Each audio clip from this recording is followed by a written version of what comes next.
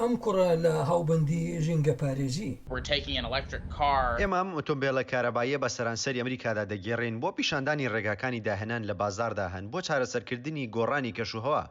بنجی باکەر تەمەن 22 ساڵانی کۆماری دەڵێت بەهاکانی پارێزەران دەتوانن چارەسەری گۆڕانی کەشوهەوا بکەن. پێویستە ئەم جۆرە لە گۆڕان لە ژینگەدا هەبێت بەوەی لە مەسەلەی هێمای دیموکرات بێتە مەسەلەیە کە هەردوو لە بەرژەوەندیان لەبارەیەوە تێدا بێت. کۆماریەکان پەرەوێز خراون، حەز دەکەن لە ناوچە گوندیەکاندا بژین، حەز دەکەن لە کێڵگە و مەزارەکاندا لە چیاکان بژین. گروپی بنجی باکەر وا پێشنیازی کۆنتراکتێک لەباری کەشوهەواوە دەکات ئەوەی داوای بەکارهێنانی تەکنۆلۆژیا دەکات بۆ نەهێشتنی دەرهاوێژەی کاربۆن لە سوتەمەنی هاوکاتی ئەوەی گواستنەوەی بە قۆناغ بۆ ئابوووریەکی خاوێنتر دێتە ئارەوە.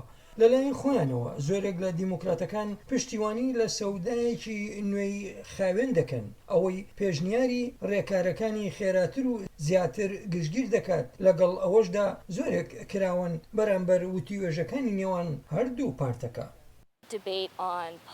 ئێمە دەتوانین مشتومڕ لەسەر سیاست بکەین و سازش بکەین لەسەر بنچینەی ئەوەی بڕوامان پێیەتی بەوەی هەموو کەسێک دەرفەتێکی هەبێت لە جیهانێکدا کە نەسووتێ و لافاودای نەپۆشێت.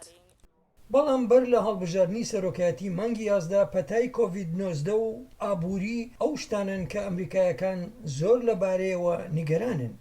کاتێک دێتە سەر مەسەلەی گۆڕانی کەشوهەوا کەلێنێکی جیاوازی گەورە هەیە لە نێوان پشتیوانکارانی سەرۆک ترامپ و نێوان جۆ بایدنی دیموکراتی نەیاری. تەنها لە سەدا 17 لایەنگرانی ترامپ دەڵێن کە گۆڕانی کەشوهەوا بەلایەنەوە مەسەلەیەکی زۆر گرنگە لەم پایزەدا. بەڵام تێڕوانینی زۆر جیاوازە نێوان پشتیوانکارانی جۆ بایدن کە نزیکەی 7 لە کۆیدا یان لە سەدا 68 یان دەڵێن گۆڕانی کەشوهەوا مەسەلەیەکی زۆر گرنگە بۆ دەنگدانیان. ڕاپرسی سنتەری لێکۆڵینەوەی پیو گەیشتە ئەو دەرئەنجامی لەگەڵ ئەوەشدا دابەشبوونی حیزبی بە شێوەیەکی بەرچاو لە نێوان گەنجاندا کەمترە. گەنجانی کۆماری بڕوایان وایە کە دەبێت وڵات بەرهێنانی وزەی جێگرەوە بکاتە سەرتۆپی بایەخ وەک وزە لە باو تیشکی خۆر. ئەوەش جیاوازیەکی گەورەیە چونکە کۆماریە بە تەمەنترەکان هێشتا زیاتر پشتیوانی لە نەوتی دەرهێنرا و لە خەڵوز دەکەن. مەسەلەی گۆڕانی کەشوهەوا لە یەکەم دیبێتی سەرۆکایەتیدا تەنها بە کورتی باسی لێکرا. بەڵام دەنگدەرانی تەمەنجێر 35 ساڵان دەیانەوێت زیاتر لەبارەیەوە ببیستن.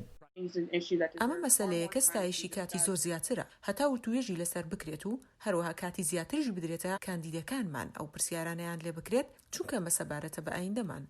دەنگدەرانی بێلایەن کە لە سەدا 40 دەنگدەران پێک دەهێنن پشتیوانی لە گۆڕان لە بنیاتە گرنگەکاندا دەکەن بە بێ گوێدان بە تەمەنیان.